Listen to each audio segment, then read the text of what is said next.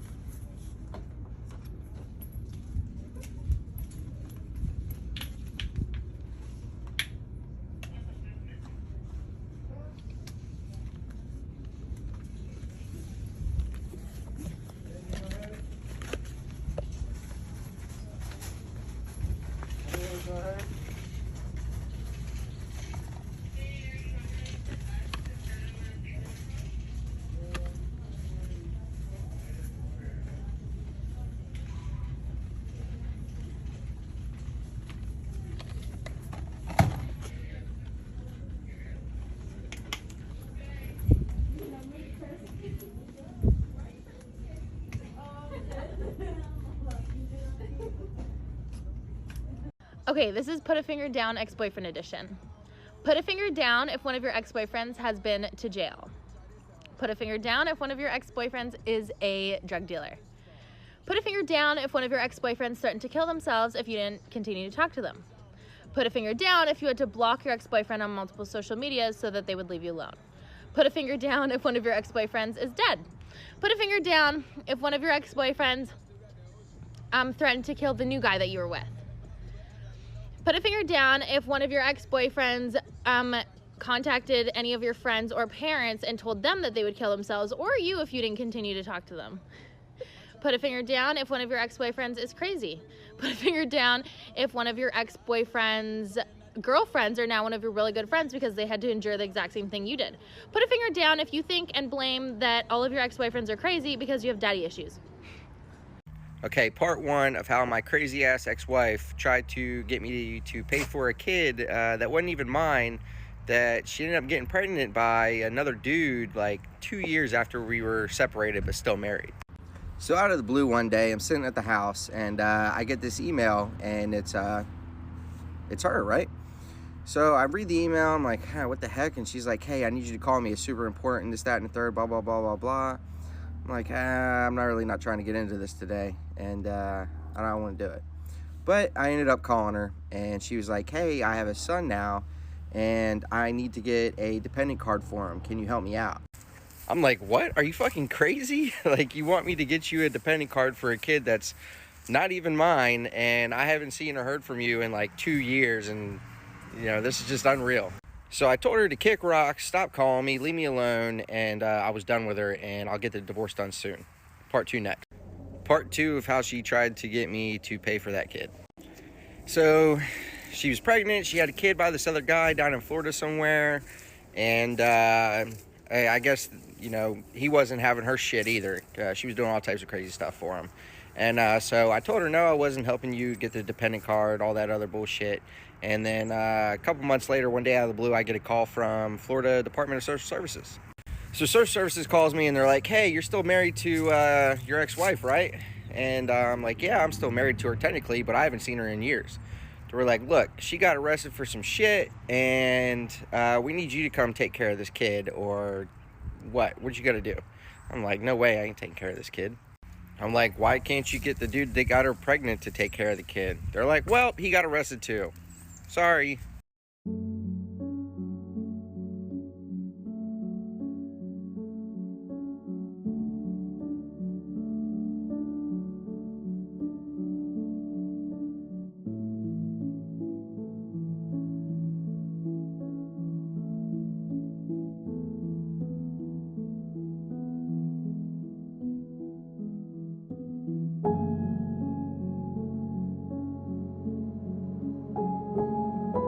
Hold on.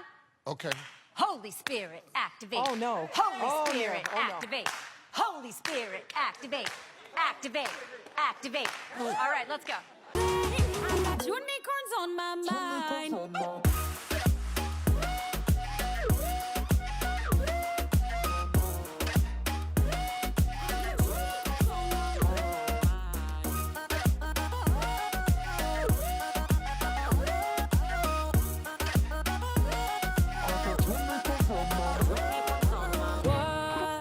What pill you want me to inhale, baby?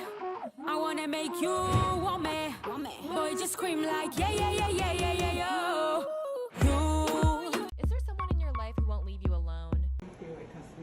Understandable, and that's Okay. just fine. Right now is our priority time.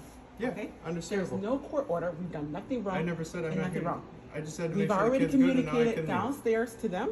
Yep. We already communicated to her. She is crazy. Understandable, And man. this is the violation to our privacy. We've done nothing wrong. Understandable. And we are But sitting here and we've done nothing Yep, wrong. And you're knocking understandable. on our door. This is the second time.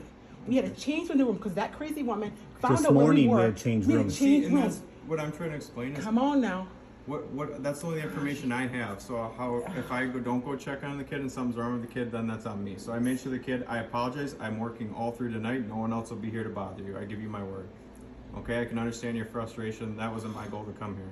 I have to do my due diligence on Can we my get end. this written up? Can I have Yes, a card ma'am, I'm with yours? gonna- Can we? I want a card. Yep, This is I'll not give you a cool. card. Like, This this is is unbelievable. Unbelievable.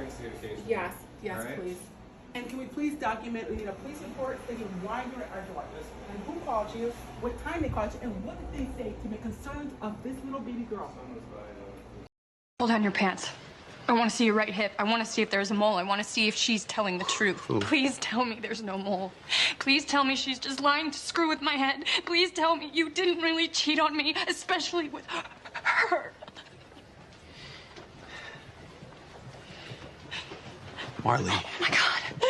Stop. Just stop. So I seen this status on Facebook, and I posted on my story, and a lot of my friends slid up and said, bro, you got to tell the story. So I'm going to try to make it all in one part, I promise. All right, so me and my ex broke up June of like 2019. And fast forward to September, she texted me one day and was like, hey, I want my coffee table back. I'm not using it. I have no problem giving that girl her coffee table back, whatever. But I was busy that night, so I texted her and said, hey, not tonight. I can just get it to you tomorrow. I'll just bring it to you. It's no big deal. She's like, no, I want it tonight. I was like, yeah, well, I'm busy tonight. Like, I'm not even gonna be home. And she was like, all right, well, whatever. I'll just come get it. I don't care. I'm thinking to myself, how you gonna come get it? when I'm not home. Door's locked, you ain't getting in. That'll come into play later on. But anyway, I had a friend of mine coming over that night, and I didn't feel like just meeting her to get her coffee table. I've had it for months. One day extra is not going to hurt.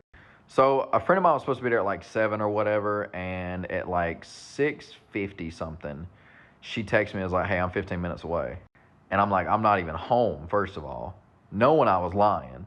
But I was lying for a good reason. Okay, so I'm online with the boys, right? And I'm telling them, I'm like, hey, yo, my ex is finna come get this coffee table. And I was like, I got a friend of mine over here. She says she's on the way. I don't know what to do. And my boy Tank, I'll tag him down in the comments. He's like, hey, bro, like, if you need me, just call me. I was like, all right, bro, I got you. Don't worry.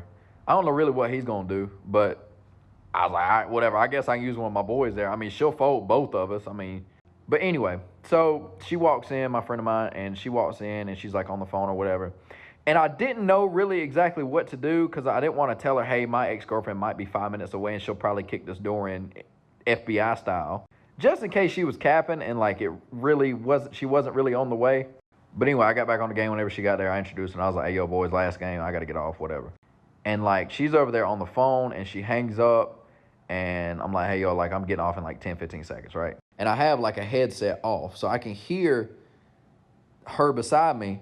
And it just so happens to be the ear that's facing the door. And I kid you not, in slow motion, I heard that top lock click.